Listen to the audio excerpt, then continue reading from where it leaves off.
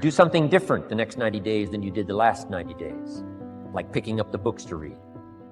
Do something different, like the new health disciplines, relationship with your family, whatever it is, doesn't matter how small it is. If you'll start doing different things with the same circumstances, since we cannot change the circumstances, but we can change ourselves. We can change what we do. Then he gave me another secret to success when he said, what you have at the moment, Mr. Rohn, you've attracted by the person you've become. What you have at the moment, you've attracted by the person you've become. Few little simple principles here. Once you understand these, it starts to explain so much. Now, sometimes it's a little tough to take, blaming yourself instead of the marketplace, taking responsibility instead of putting it off on someone else. That transition sometimes is a challenging mission. And this one was a little tough for me. She said, here's the secret, Mr. Rohn. Learn to work harder on yourself than you do on your job. Once I got that, it turned my life around. Learn to work harder on yourself than you do on your job.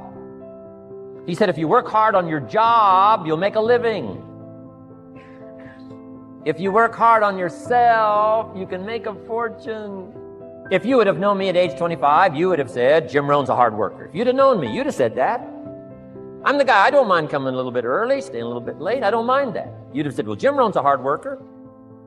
You say, well, how come he's got pennies in his pocket and nothing in the bank and behind on his promises? Well, I was a hard worker, but I was working hard on my job, not on myself. I'm telling you, if you'll learn that simple little principle and start the process today, latest tomorrow, give you tonight to think it over, and start this whole process of personal development, work on yourself, make yourself more valuable to the marketplace. I'm telling you, you can so dynamically change your income, and economics is the least of the values that you can start earning in terms of equity if you'll start working harder on yourself than you do on your job.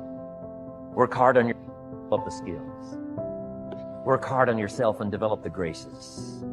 All of the stuff necessary to become more valuable to the marketplace. I'm telling you, your whole life can explode into change. Promotions, no problem. Becoming more valuable to the company, I'm telling you, no problem. Money, no problem. Economics, no problem. Future, no problem. If you just go to work on the right thing.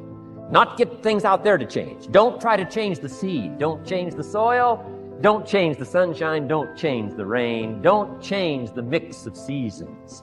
Let the miracle of everything that's available work for you, and start working on the inside. Work on your philosophy. Work on your attitude. Work on your personality. Work on your language. Work on the gift of communication. Work on all of your abilities. And if you'll start making those personal changes, I'm telling you, everything will change for you. There is one magic word that stands out above all the rest. It is discipline. Discipline is the bridge between thought and accomplishment, between inspiration and achievement, between necessity and productivity. Remember, all good things are located upstream from us. The passing of time takes us adrift, and drifting only brings us the negative, the disappointment, and the failure. Failure is not a cataclysmic event. It is not generally the result of one major incident, but rather of a long list of accumulated little failings. If your goal requires that you write 10 letters today and you write only 3, you are down 7 letters.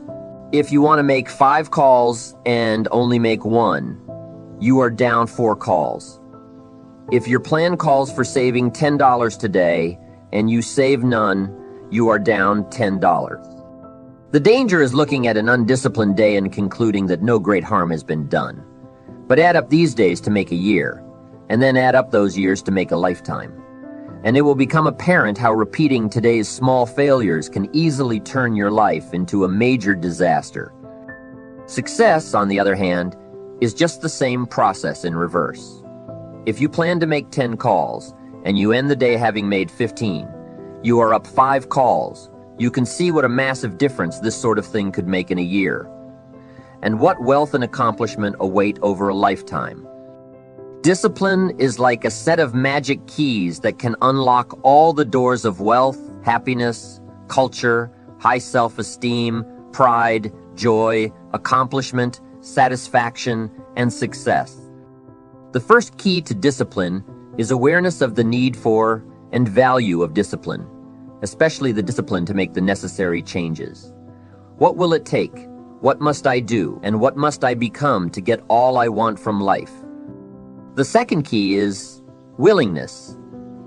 More than that, it is the eagerness to maintain your new discipline deliberately, wisely, and consistently. The third key to discipline is the commitment to master the circumstances of your daily life, to see and harness the opportunities to make something of the good, as well as that which comes in the guise of misfortune. Discipline does many things, but most important of all is what it does for your mindset. It makes you feel better about yourself. Even the smallest discipline can have an incredible effect on your attitude. And the good feeling you get, that surging feeling of self-worth that comes from starting a new discipline, is almost as good as the feeling that comes from the accomplishment the discipline brings. A new discipline immediately alters your life direction. You don't change destinations immediately. That is yet to come. But you can change direction immediately, and direction is very important. Discipline cooperates with nature. Everything strives. It is a common life function. How tall will a tree grow? As tall as it can. Everything strives to become all it can possibly be. And that is what discipline is all about. Striving to fulfill our natural potential, to become all that we can be. The human will in action, driven by inspiration, enticed by desire, tempered by reason, guided by intelligence, can bring you to that high and lofty place called the good life. Discipline attracts opportunity, which is always attracted to ambition and skill in action. Discipline taps the unlimited power of commitment. Discipline. Those unique steps of intelligent thought and activity that put a lid on temper and a faucet on courtesy, that develop the positive and control the negative, that encourage success and deter failure, that shape lifestyle and control frustration, that enhance health and curb sickness, that promote happiness and manage sadness. Discipline. The continuing process that brings all the good things. Remember, anyone can start the process. It's not if I could, I would. Rather, it's if I would, I could. If I will, I can.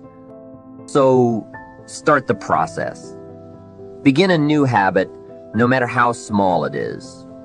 Size isn't important. Whether or not you start and whether or not you continue are all that matter. What's at the core of achieving the good life? It is not learning how to set goals.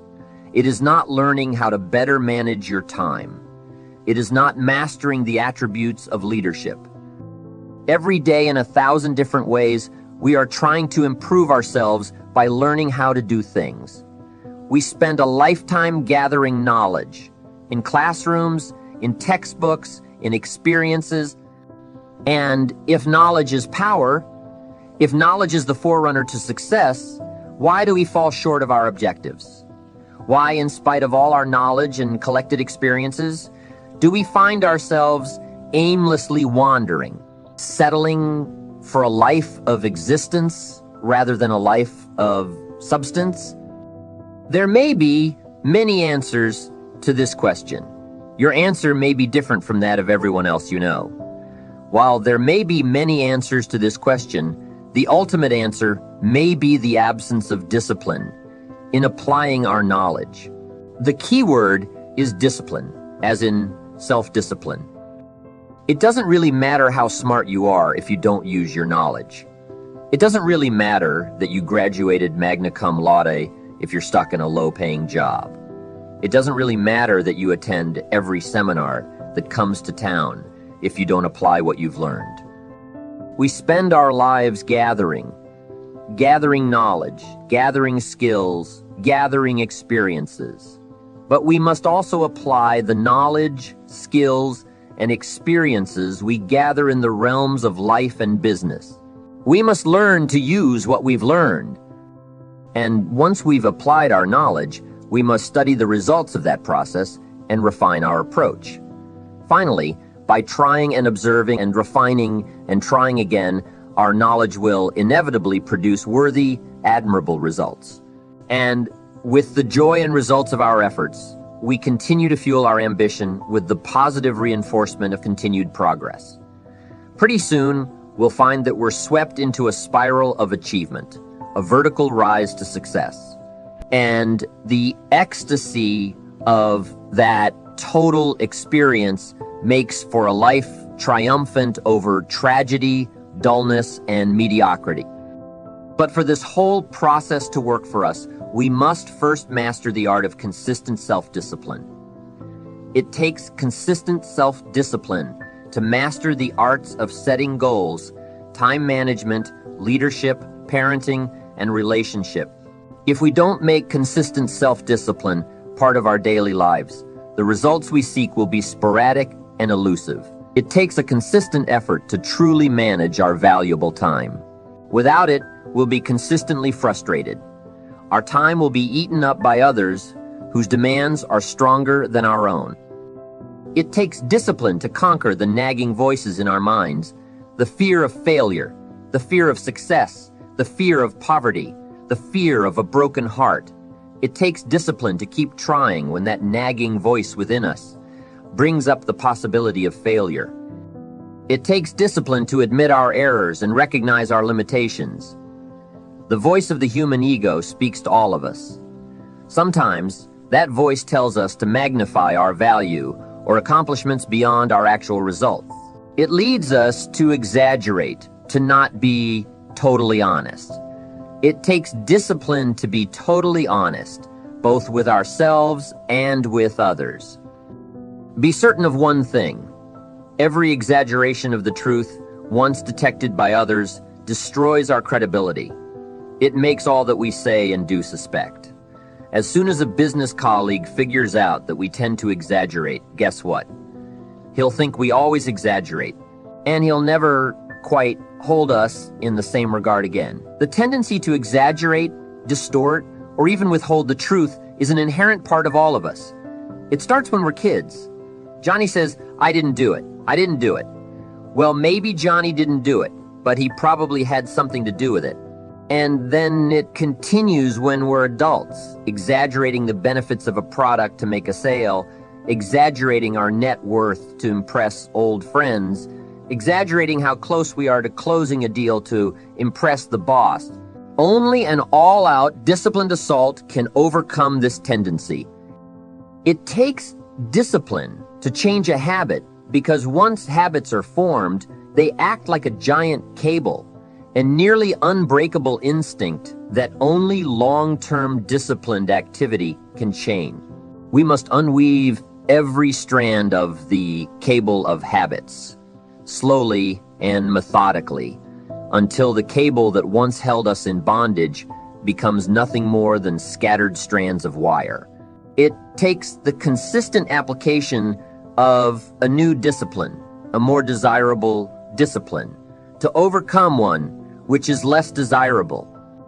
It takes discipline to plan. It takes discipline to execute our plan.